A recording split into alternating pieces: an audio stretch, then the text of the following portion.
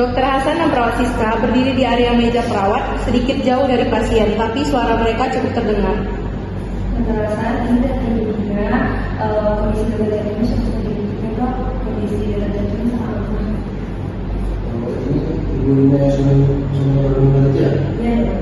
Masih ada. Harus di rumah sakit. Tidak aneh. Pasti biayanya mahal. Kemudian saya ragu apakah BPJS bisa mencoba semua atau tidak. Kok bisa ya dokter ngomong sekeras itu? Ibu Ina mendekati meja perawat dengan wajah penuh kecewa. Dokter Hasan, Ya, Pak. apakah Anda tadi membicarakan kondisi medis saya di depan umum? Kami tidak ada membicarakan ibu, kami hanya mendiskusikan penanganan terbaik untuk ibu. Tapi semua orang mendengar ada termasuk kondisi keuangan dan apapun suami saya. Saya merasa terpaksa saya dilanggar. Maaf Bu, bukan itu maksud kami Bu.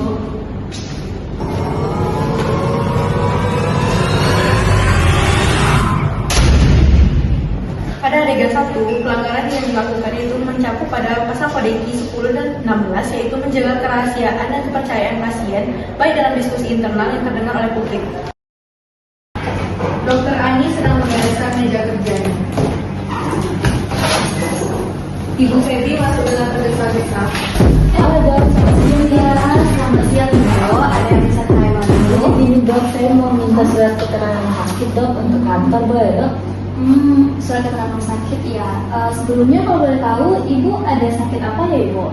Sebenarnya saya mau cuti di kantor dok, jadi saya butuh surat itu aja. Oh iya, mohon maaf sebelumnya ya ibu. Saya tidak bisa memberikan surat keterangan sakit jika saya tidak melakukan pemeriksaan terlebih dahulu. Kalau boleh tahu, mau nggak ibu saya periksa terlebih dahulu? Tapi ini cuma seumur kertas saya dok, nanti saya bakal bayar 2 kali lipat deh dok. Ya. Mohon maaf sebelumnya ibu, saya tidak bisa memberikan surat keterangan sakit walaupun ibu membayar saya lebih atau gimana. Nah, karena itu sangat melanggar sumpah diri saya sebagai dokter. Sekali lagi mohon maaf ya ibu. Jadi dok, terima kasih dok. Ya, maaf Ibu Febi menembus kesal dan keluar dari ruangan. Pada adegan 2, termasuk ke dalam kode Q pasal 7, 9, dan 3, ia menjaga integritas profesi dengan menolak membuat surat keterangan palsu. Ani berjalan terhuyung-huyung, tampak sangat lelah. Ia hampir menabrak troli obat yang didorong oleh perawat Siska. Aduh, ini hati-hati dok. Dokter tampak pucat sekali dok. Maaf ya Siska, saya ini belum tidur. Soalnya nggak ada sempat, sudah 36 jam nggak ada tidur. Soalnya kemarin saya ada itu juga ada harus jaga malam, terus belum sakit A dan rumah sakit B, jadi saya nggak kecapean. Maaf ya Siska. Ya Allah dok, dokter cuma tidur 2 sampai 3 jam sehari. Itu gila dok. Dokter aja bisa salah mendiagnosa pasien kalau gini terus. Iya sih, ya gimana lagi, saya sangat dibutuhkan, jadwal saya sangat padat. Tapi nanti kalau dokter salah mendiagnosa pasien, siapa yang tanggung jawab dok? Dokter Nazi hanya terlalu lemah, terlihat ragu dan kelelahan. Pada adegan 3, melanggar prinsip non malfeasance dan kode Q pasal 20, yaitu kelelahan ekstrim dapat membahayakan keselamatan dari pasien. Ibu Lisa duduk di depan dokter Ira, wajahnya cemas setelah menerima hasil laboratorium. Jadi Bu Lisa, dari hasil pemeriksaan, Ibu didiagnosa mengidap penyakit kanker pankreas stadium awal Ibu. Ya Allah dokter, dokter jangan bilang keluarga saya dokter, apalagi suami dan anak saya, karena orangnya gampang panik. Ini baru dokter. Tapi Bu, penyakit Ibu ini penyakit yang serius Bu, jadi mau juga dari keluarga Ibu. Iya saya tahu, tapi saya nggak mau keluarga saya hancur karena masalah ini dokter. Baik kalau begitu, saya menghargai keputusan Ibu. Jadi mungkin kalau kedepannya kita bakal melakukan pemeriksaan tanpa menggunakan pada adegan 4, termasuk ke dalam kode Q pasal 10 dan 16. Ia menghormati hak otonomi pasien untuk memutuskan siapa yang boleh tahu kondisi medis pasien, meskipun ada dilema moral. Dokter Lisa sedang berbicara serius dengan seorang pasien. Baik Ibu, penyakit Ibu ini sangatlah menular dan berbahaya, maka saya harus melaporkannya ke Dinas Kesehatan untuk mencegah terjadinya penularan di masyarakat. Jangan dok, saya mohon nanti saya dikucilkan, karir saya hancur, tolong rahasiakan dok, ini privasi saya. Saya mengerti kok dengan kekhawatiran Ibu, tetapi karena kewajiban saya lebih besar untuk melindungi kesehatan publik, maka ada aturan pemerintah yang dimana penyakit menular tertentu itu harus segera dilaporkan. Beberapa saat kemudian, Dr. Lisa terlihat menelpon Dinas Kesehatan Ya, Bu. Petugas Dinkes datang dan berbicara dengan Dr. Lisa di luar ruang kantor. Terima kasih dok atas informasinya. Kami akan tindak lanjuti prosedur isolasi dan penelusuran kontaknya. Iya, sama-sama. Ini keputusan yang sulit, tetapi harus dilakukan demi keselamatan orang banyak. Pada adegan 5, termasuk ke dalam prinsip beneficence, pada Kodeki pasal 2, keputusan independen Dr. Lisa yang memprioritaskan kepentingan publik di atas kerahasiaan individu dalam penyakit menular. Dokter, ya silakan masuk Ibu.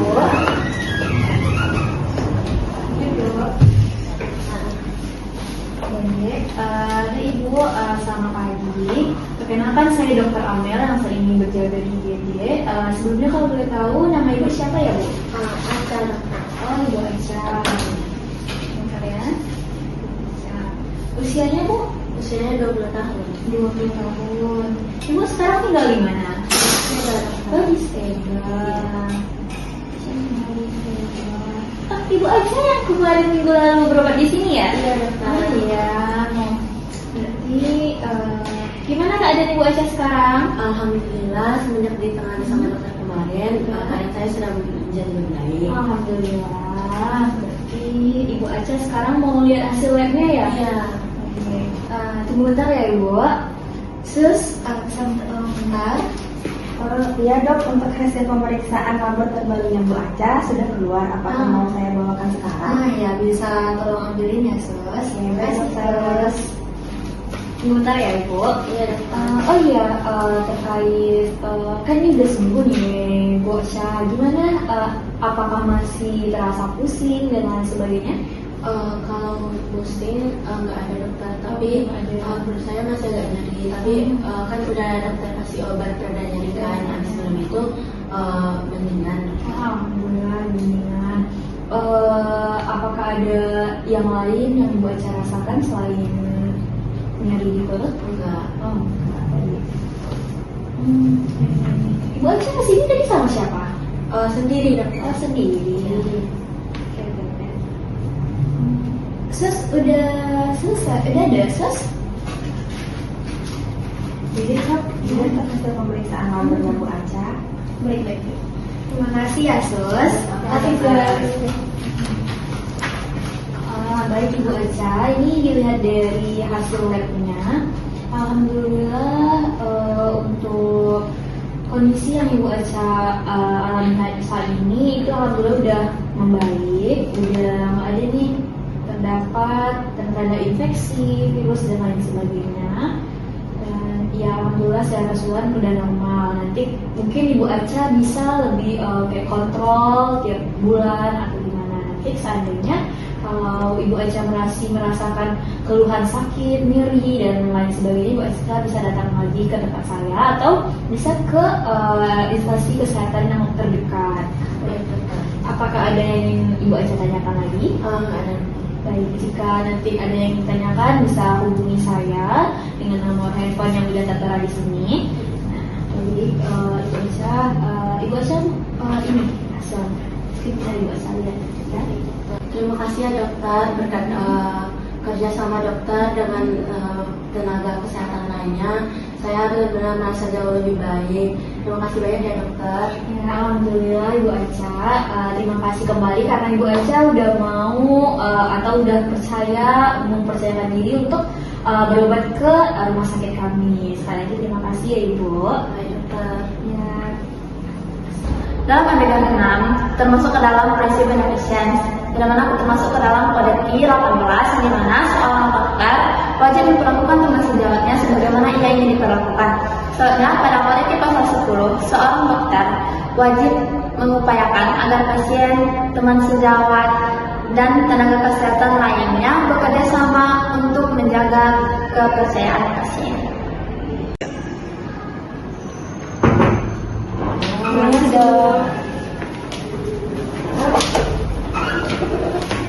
Silakan duduk Bu. Ibu, selamat siang Ibu. Perkenalkan saya Dr. Lisa yang bekerja pada klinik hari ini. Dengan Ibu siapa? Ibu Linda. Oh, baik Ibu Linda. Sebenarnya keluhan Ibu datang kemari apa Ibu? Saya yang datang kemarin ke sini. Oh, Ibu Linda ya. Terus bisa tolong bawain rekam medisnya? Iya Dok, Ibu Lindanya. Makasih ya. Baiklah Ibu, dari hasil pemeriksaan yang kemarin itu, hari ini saya perlu menjelaskan kepada Ibu dan keluarga bahwa tindakan operasi yang kita lakukan itu resikonya itu sangat tinggi dan memiliki beberapa efek samping. Nah, jadi Ibu dan keluarga perlu keputusan yang benar dan informasi yang jelas untuk mengambil keputusan untuk tindakan operasi selanjutnya nanti. Dok, kami sudah putuskan, pokoknya operasi aja dok, kami nggak mau dengar panjang lebar, yang penting segera dilakukan. Saya paham kekhawatiran Ibu, namun kewajiban saya sebagai seorang dokter, saya harus memastikan bahwa Ibu dan keluarga benar-benar memahami resiko dan efek samping dari tindakan yang akan dilakukan nantinya, agar keputusan itu tepat untuk kebaikan dari Ibu Linda. Kenapa harus dijelasin panjang lebar dok? Bukannya lebih cepat itu lebih baik dok? Ibu, resiko dari operasi ini tuh cukup besar, jadi saya akan bertanggung jawab dan melindungi keselamatan dari keselamatan hidup dari Ibu Linda. Saya ingin mendengar penjelasan yang lebih lengkap dok. Saya ingin tahu apa yang akan terjadi pada saya nantinya. Baik Bu, tapi saya akan menghargai hak Ibu. Saya akan memberikan Ibu untuk memahami dan berdiskusi dengan keluarga atau minta pendapat dari orang lain, sehingga Ibu bisa mendapatkan keputusan yang benar-benar tepat. Ya udah kalau gitu dok, jelaskan saya secara detail supaya kami nanti itu tahu kalau keputusan kami itu nggak salah. Baik Ibu dan keluarga, terima kasih. Kita akan bahas selanjutnya untuk menemukan keputusan untuk tindakan ke depannya. Bu, terima kasih Bu. Terima kasih dok.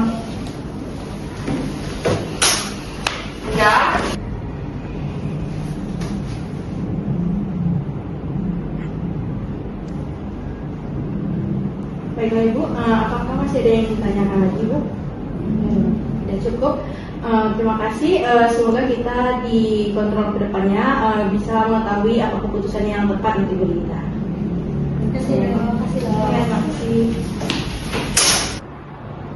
Dalam skenario 7 terdapat prinsip non-maleficence Kodeki pasal 5, yaitu tiap perbuatan atau nasihat dokter yang mungkin melemahkan daya tahan psikis maupun fisik wajib memperoleh persetujuan pasien atau keluarganya dan hanya diberikan untuk kepentingan dan kebaikan pasien tersebut.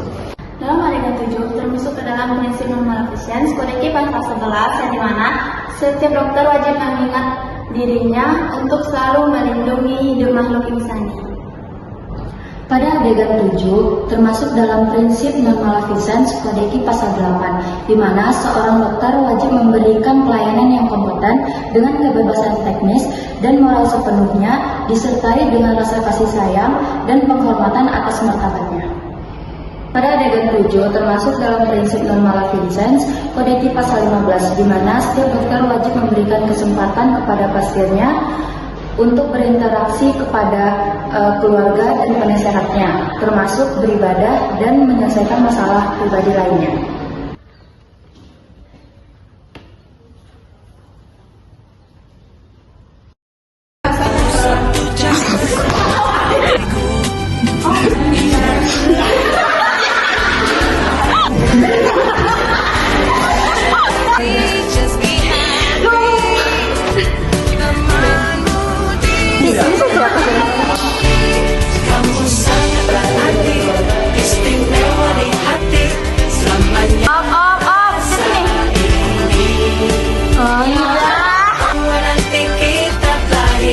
Masing-masing, ingatlah hari ini.